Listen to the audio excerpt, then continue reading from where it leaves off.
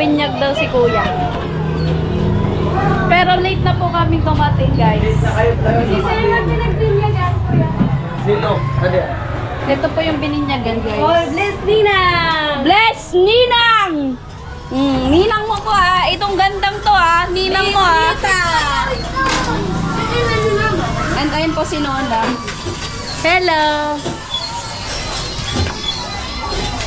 Ano kayang pwede namin pakain dito, guys? Ito na lang natira kasi naloob kami sa, nagdaling sa kami. Pabang kasurula. Ang masyanabo. Okay lang yan. Di maintindihan nila, guys. At isa-isahin po natin yung anak ni Kuya, guys. Ito po yung bunso. Then, sino? Sising ano dyan? Si Luke. Si Luke. Tapos mga pamangkin ni Kuya. Tapos ito pangalawa. Si Sophia. Tapos si Panini. Bunsong babae, no? Bunsong babae. Tapos panganay. Sising yun natin, ah? Si Kobe. Kobe, yan si Kobe. Tapos, panganay, sari na kuya. Late na si Ninang. Si asawa ni kuya. Sari si lalaki. Tulog po yung panganay. Yung panganay po yung pinakamaganda, guys. Nagmana sa akin, guys. Ano ko?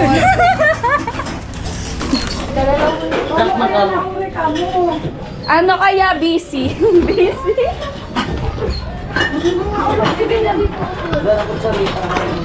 Bida na sa disposable. Inihain ni kuya. Hindi po ano po, tira-tira na lang yung pinakain sa amin ni kuya, guys. Ano yan? Search ninyo. Ano yan? Favorites. Hi! Ano yung tapioca? Desserts is favorites. So let's eat na, guys. Parang ito lang yung aking... Ay, nagtatagiti si Ninang. Hindi ka bibigaw ni ka? Ikaw na ni sigaw ah. Pandalan niya nito.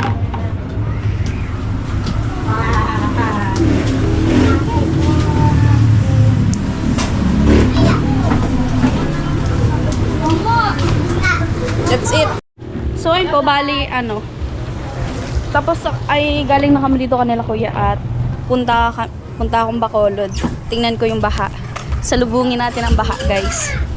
Let's check.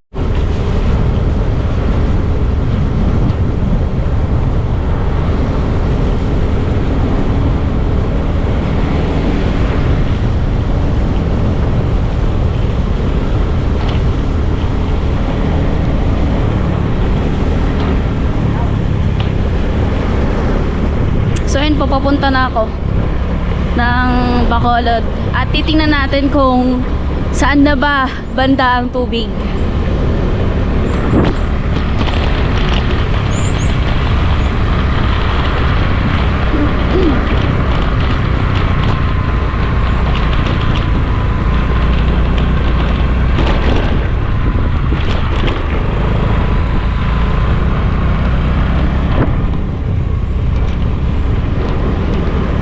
Detong banda, medyo okay pa naman siya, guys.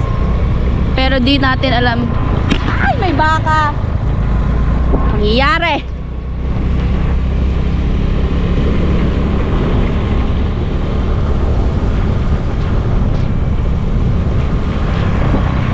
Huwag kayong tatakbo, please.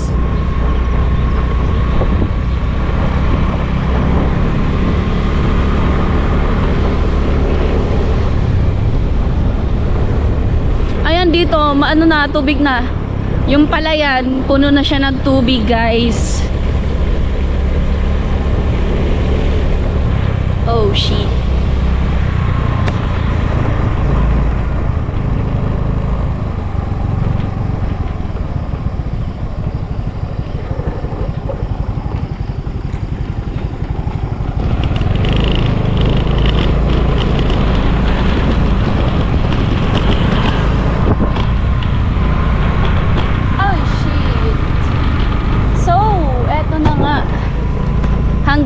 Hanggang dito na lang pala. Grabe.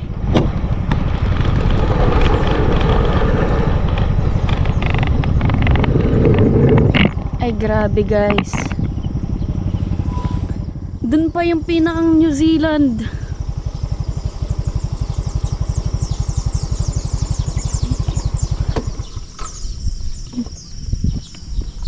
Tumaas na naman ang tubig dito.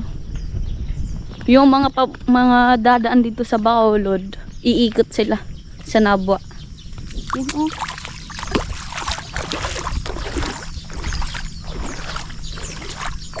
Nagbabangka na ata sila. Delikado na pag ganito. Sa mga ganyan, malalim na yan dyan. Mas lalo naman dun. Wala na, di na makita yung kalye. Yung New Zealand, dun pa yun sa pinakadulo. Dun sa may bahay kubo na yun. Grabe.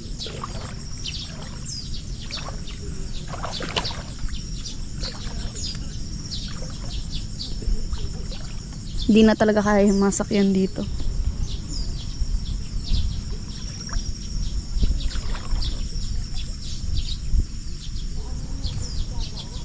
Yan, nilagyan na nga ng harang eh. Natatakot ako, baka bigla akong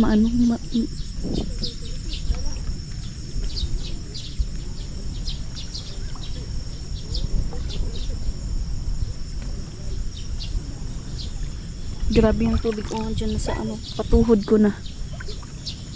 Dun sa apartment, grabe, palapit na din siya dun sa apartment ko. At ayun nga, may naghahakot ata yun ng mga gamit. Ayun o. Kung nakita nyo yung etong tawag dyan, yung alarm sa tubig, ayun o. Nasa evacuate na talaga siya.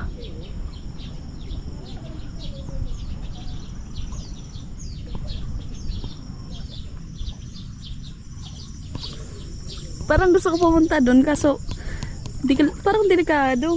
Baka bigla akong mahulog sa malalim.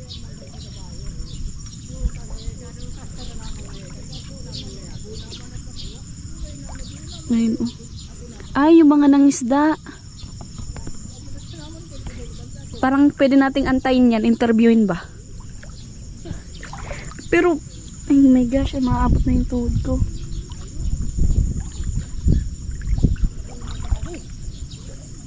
Ayun.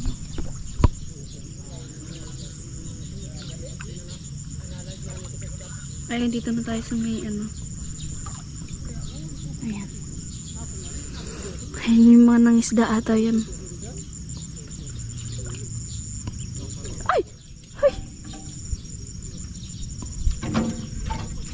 Grabe. As in, punong-puno na talaga ng tubig. Ayun yung boulevard. Pinakadulo nung boulevard. Tapos akalain may nakaabot dito ng tubig. Saan mga nangisda ata yun.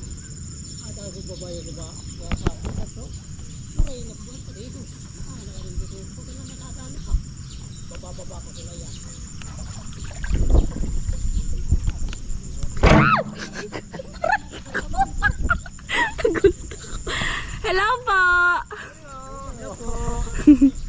Nag-isda po kayo? Opo. Wala na, hindi na po nakita yung kalsada, no? Hindi na po. Hanggang saan na po kayo yung tubig dyan? Dito na. Sa leeg? Grabe pala, no? Ayun yung manang isda. Madami kayo kuyang na ay isda oh. Ayun guys.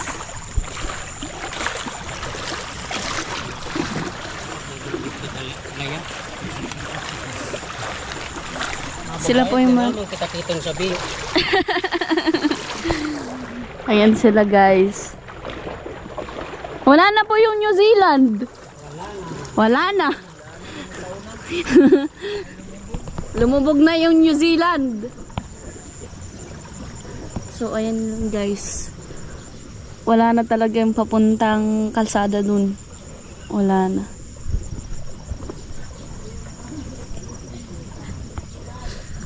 So, grabe. Grabe talaga ako iisipin, guys. Sobrang taas ng tubig. At sana yung apartment ko yung apartment namin hindi maabot, guys. Sana hindi na po umulan. Kasi kung tuloy ulan pa to, baka kami din mag-evacuate. So, ayun lang. At medyo dumidilim na kaya uwi na rin ako, guys. Yun lang ang update ko. So, ayan. Bali, puntahan din natin yung lugar nila Trisha. Habang hindi pa masyadong madilim.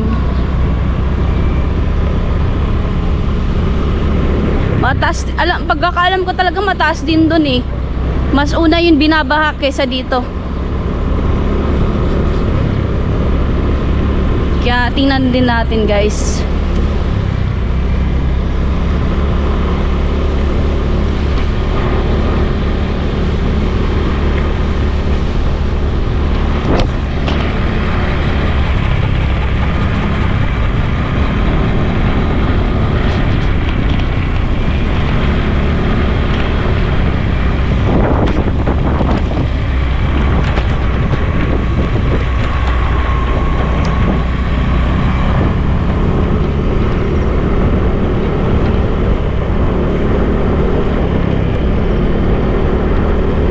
Di pa ako nakatry ditong dumaan.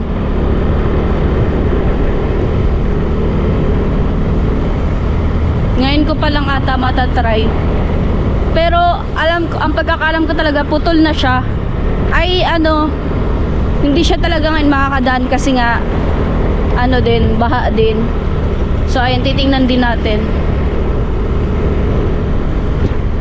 Ang dito, delikado din dito. Yung mga patawid-tawid na baka, yan o.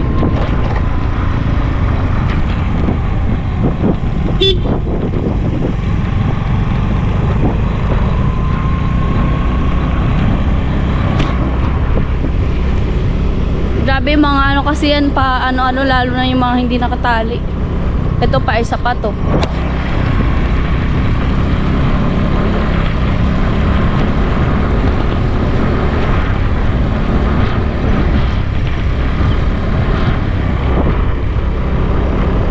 Ito apaw na nga pala dito eh. Medyo maapaw na dito. Banda pa lang dito. Dito pa lang yan banda.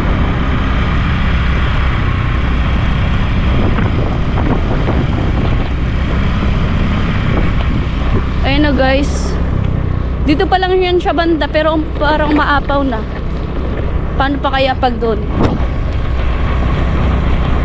Ay grabe, apaw na to.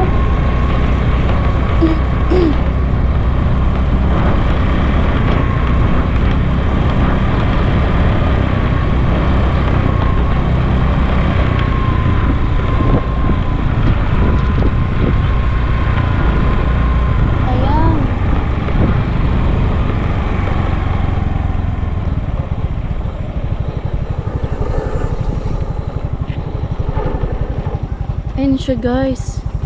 Apaw na talaga. Mas lalo na dun. Punta natin dun sa dulo. Kaso nahihiya naman ako dun sa jowa na naandun sa dulo. Nakakahiya naman siguro. Baka nakaka-istorbo tayo guys. So ayun.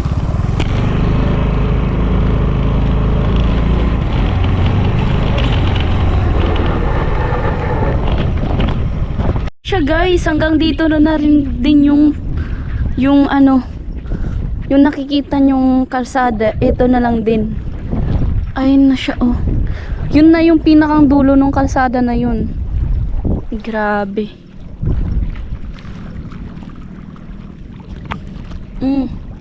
Grabe, sobrang lalim yan. Pag nahulog ka talaga dito ay. Lalo na kung hindi ka marunong lumangoy. Grabe ka talaga.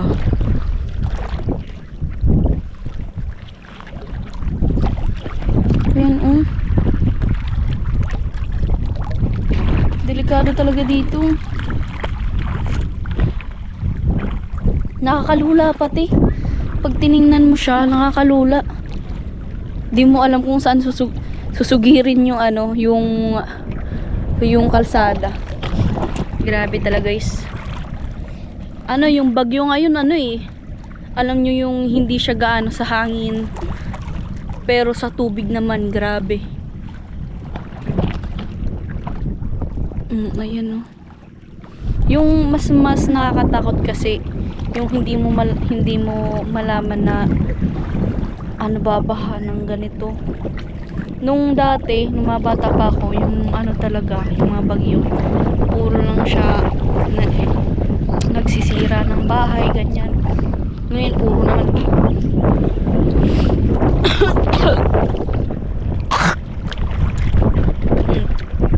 babasya na naman ako sa pag-ano.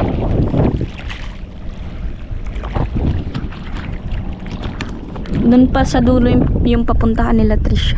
Doon sa dulong na yun. At grabe hanggang dulo.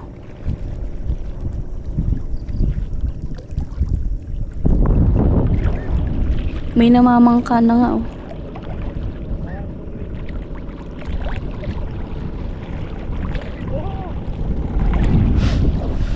Ay, grabe talagang sinasapit kapag may bagyo. Ayan siya oh, may namamangka. Guys, kung nakikita niyo. May namamangka doon. Yung panahon pati ngayon, kanina umiinit na siya. Tapos nung pauwi na ako, biglang lumakas yung ulan. Grabe. Tapos nung papunta na naman ako dito, umuulan. Tapos biglang uminit na naman.